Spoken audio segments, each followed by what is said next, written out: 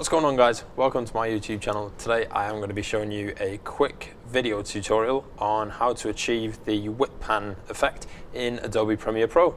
So with that in mind, let's use that transition to go straight in to Premiere Pro. So guys, all we're going to need to do is come over to our new item bin here, and we're going to create a new adjustment layer. So our sequence is 1920 by 1080, so that's fine. We're just going to go ahead and click that, and now we're going to drag the adjustment layer to the center of where both clips match up. So we can trim that there. We don't need that, we can just get rid of that. And now all we're going to do is just drag this drag it across, then we're going to go to the center of the frame, and you're going to hold down shift and hit the left arrow key, which is going to take you back 5 frames.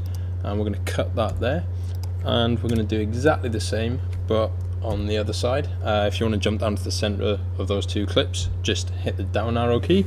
We're going to hold down shift and hit our right arrow key twice. So that's our adjustment layer on there. So now we're going to go into our adjustment layer, and we're going to look for 3 different effects that we can add onto our adjustment layer. The first one we need is called offset. So that's under Video Effects, Distort, Offset. So we're going to drag that and drop that on there. We can close these down for now. Close the opacity, leave our offset up there. We'll come back to that in a second. The other effect that we need is a directional blur. So that's under Video Effects, Blur and Sharpen, Directional Blur. Go ahead and just drag that straight onto the adjustment layer. Now before we drag on the third effect, we're going to go ahead and animate these. So our offset is where we're going to begin the animation. So we want to come back here to the front of our adjustment layer. We're going to come to shift to center, and we're going to toggle the animation there, and we're going to change that to -960, and we're going to drop a keyframe right there, and we're going to come out here and just hit reset parameter, and we're going to drag that straight to the end there layer. So you can see it gives us a nice little change through there. Right, so after we've done that, we're going to come down to directional blur. Now, being as we are moving this scene from side to side, that's how we want our directional blur. However, we want our maximum blur to occur right in the center of where these 2 frames cross over.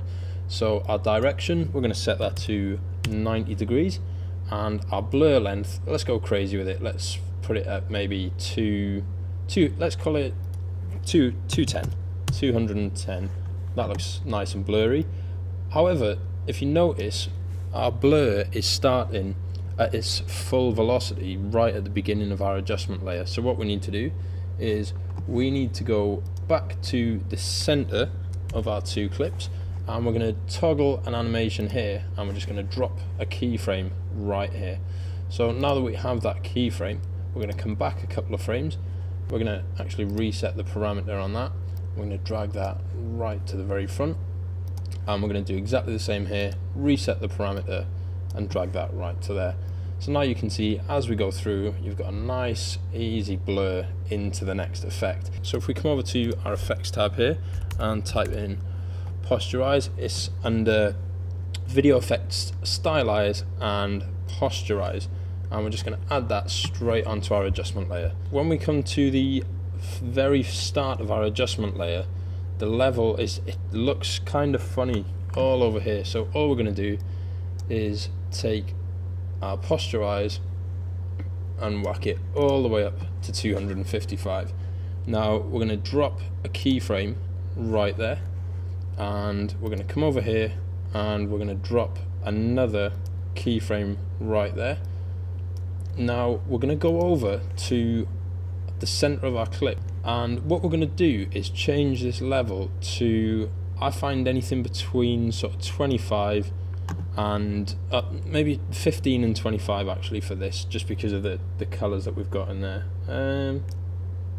Let's go for 18. Let's try that. So if we now render our small sequence here, come to the end of our adjustment layer, once again sequence, render into out. So now that we have that smooth transition right through, you can see that that is our transition complete. Now it looks fine as it is, but just one more last little tip that I like to do is I need to open up offset.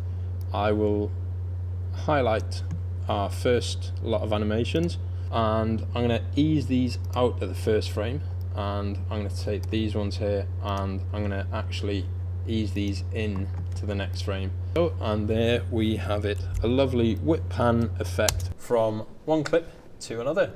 And if you enjoyed that episode, guys, make sure you subscribe and hit the like button. Leave a comment down below. If there's any other videos or any tutorials that you would like to see, leave it in the comments below and I shall see you in the next video. But for now, see you later.